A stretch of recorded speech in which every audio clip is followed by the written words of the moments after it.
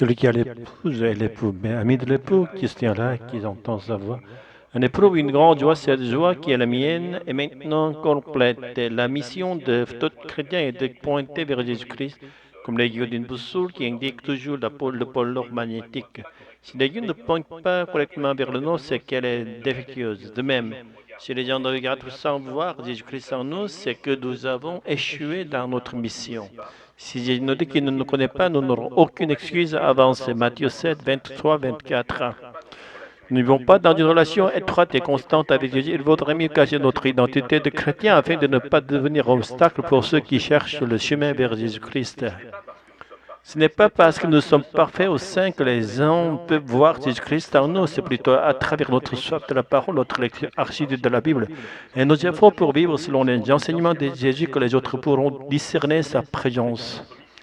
Notre mission ne consiste pas à attirer sans cesse l'attention sur nous pour que les autres trouvent Jésus par notre intermédiaire, mais plutôt à les aider à devenir eux aussi des boussoles pointant vers Christ. Que leur cœur, tout comme le nôtre, soit tourné vers Jésus en tout temps, les yeux ouverts ou fermés. Nous ne lisons pas la Bible simplement pour accumuler des connaissances, mais pour cultiver une relation intime avec Jésus. La Bible est une boussole, mais elle ne doit jamais devenir une idole. Si nous la lisons sans rencontrer Jésus ni orienter notre cœur vers lui, alors nous la lisons mal.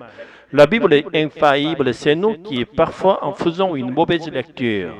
Que le Saint-Esprit nous accorde la grâce de comprendre correctement la parole céleste et fasse notre vie une boussole orientée vers Christ. Nous prions cela au nom de Jésus-Christ. Amen.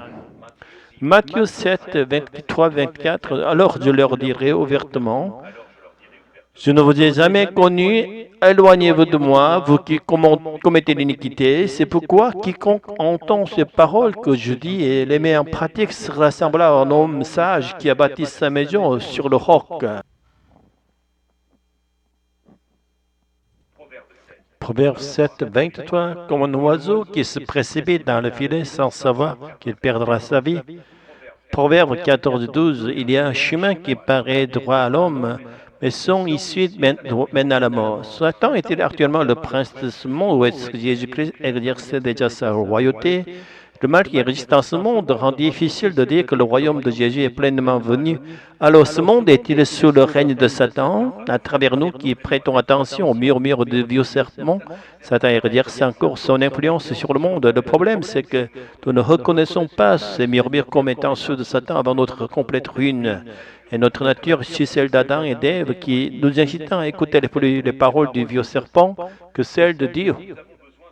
Nous avons besoin d'une deuxième habitude qui consiste à écouter les paroles de Jésus-Christ contre notre nature. L'Église est un endroit précieux qui cultive cette deuxième habitude. Cependant, il y a beaucoup d'âmes blessées par l'Église. Nous devons toujours faire attention à ne pas devenir des agresseurs qui à devenir un complice de Satan et comme Jésus l'a dit, commettre un grand péché au point que l'on préférera qu'un meule de moulin soit attaché à notre cou et l'on soit jeté dans la mer. Avant de condamner ceux qui rejettent l'Église, nous devons d'abord nous examiner nous-mêmes. Plutôt que de choisir de suivre les murmures de Satan, choisissons toujours d'écouter la parole de Dieu et de remplir nos âmes de sa parole afin que rien de futile ne puisse plus pénétrer notre cœur. Notre liberté devient véritablement complète seulement lorsque nous déployons les ailes de la parole de Dieu. Dieu ne se réjouit pas d'une obéissance ou d'un amour aveugle.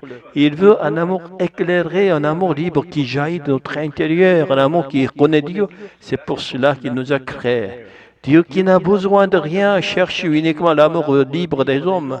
Ceux qui aiment ainsi sont des personnes profondément heureuses, car elles jouissent pleinement de l'amour de Dieu. Seigneur, que par la grâce du Saint-Esprit, vous nous conviez pour que nous puissions aimer. Ainsi nous prions dans le nom de Jésus. Amen.